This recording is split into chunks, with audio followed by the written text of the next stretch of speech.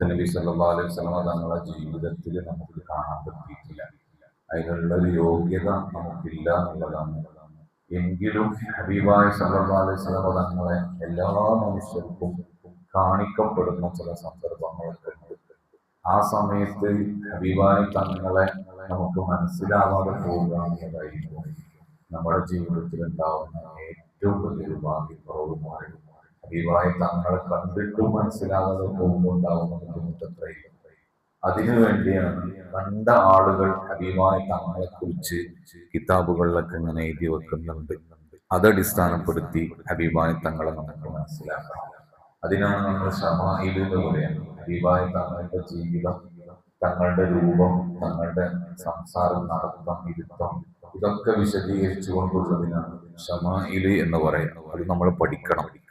ഹബീബായ സല്ലല്ലാഹു അലൈഹി വസല്ലമ തങ്ങളെ സംബന്ധിച്ച് അവരെ കണ്ട സ്വഹാബത്ത് പഠിപ്പിച്ചു തന്ന ചില കാര്യങ്ങൾ ഇൻഷാ അല്ലാഹ് നമുക്ക് ഈ റബീഉൽ അവ്വലിൽ കുറച്ചെങ്കിലും ഇങ്ങനെ 2 മിനിറ്റ് കൊണ്ട് ഹബീബായ തങ്ങളുടെ കുറച്ച് വിശേഷങ്ങളൊക്കെ പഠിച്ച് തങ്ങളെ നമുക്ക് സ്വപ്നത്തിലും കാണണം, മരിക്കണ സമയത്തും കാണണം.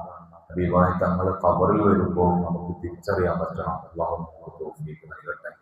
ഇന്ന് ഹബീബായ തങ്ങളുടെ സൗന്ദര്യത്തെ പറ്റിയിട്ട് സഹാബത്ത് പഠിപ്പിക്കുന്ന 2 കാര്യങ്ങൾ മാത്രം പറയും. ഹബീബായ തങ്ങളെ കുറിച്ച് സഹാബത്ത് പറയുന്നുണ്ട്, കാന റസൂലുള്ളാഹി സ്വല്ലല്ലാഹു അലൈഹി വസല്ലം അഹ്സനൻ നാസി വജ്ഹൻ വ അഹ്സനഹും ഖൽഖ. ഹബീബായ തങ്ങളാണ് ലോകത്തെ ഏറ്റവും സൗന്ദര്യമുള്ള ആൾ. നമ്മൾ സൗന്ദര്യം അനുഭവിക്കാൻ വേണ്ടി പല യാത്രകൾ നടത്താറുണ്ട്. പല ആളുകളുടെയും കണ്ണിൽ പലരുടെയും സൗന്ദര്യത്തിൽ വ്യത്യാസം ഉണ്ടാവും. എല്ലാവർക്കും സൗന്ദര്യമായിട്ട് മനസ്സിലാക്കാൻ പറ്റുന്നവരാണ് ഹബീബായ റസൂലുള്ളാഹി സ്വല്ലല്ലാഹു അലൈഹി വസല്ലം. മാത്രല്ല അവരുടെ മുഖം മാത്രമല്ല സൗന്ദര്യം, ശരീരം മൊത്തം സൗന്ദര്യമാണ്. തങ്ങളിൽ ഒന്നും ഏറെയില്ല, ഒന്നും കുറവില്ല. ഇതാണ് സ്വഹാബത്ത് റളിയല്ലാഹു അൻഹും നമുക്ക് സിമ്പിൾ ആയിട്ട് ഹബീബായ സല്ലല്ലാഹു അലൈഹി വസല്ലം പഠിപ്പിച്ചത്.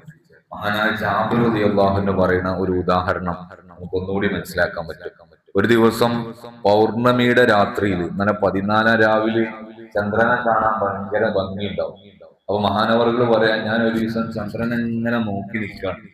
ആ സമയത്ത് ഹബീബായ സല്ലല്ലാഹു അലൈഹി വസല്ലം നല്ലൊരു അടിപൊളി വസ്ത്രം കെട്ടിട്ട് ഇങ്ങനെ വരുന്നത് കണ്ടു.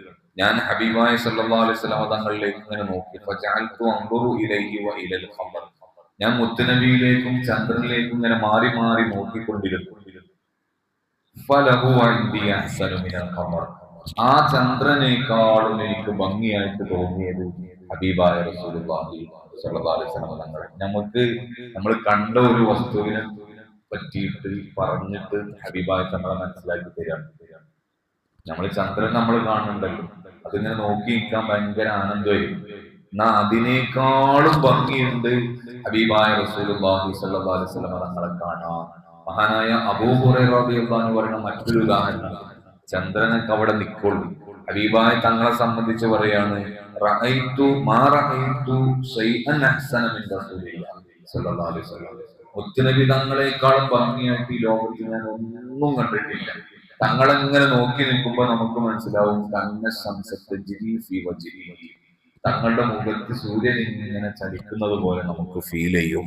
ഹബീബായ റസൂലുള്ളാഹി തങ്ങളെ സംബന്ധിച്ച് അബൂ ഹുറൈറ റളിയല്ലാഹു അൻഹു പറഞ്ഞതാ, അത്ര മനോഹരമാണ് ഹബീബായ സല്ലല്ലാഹു അലൈഹി വസല്ലം.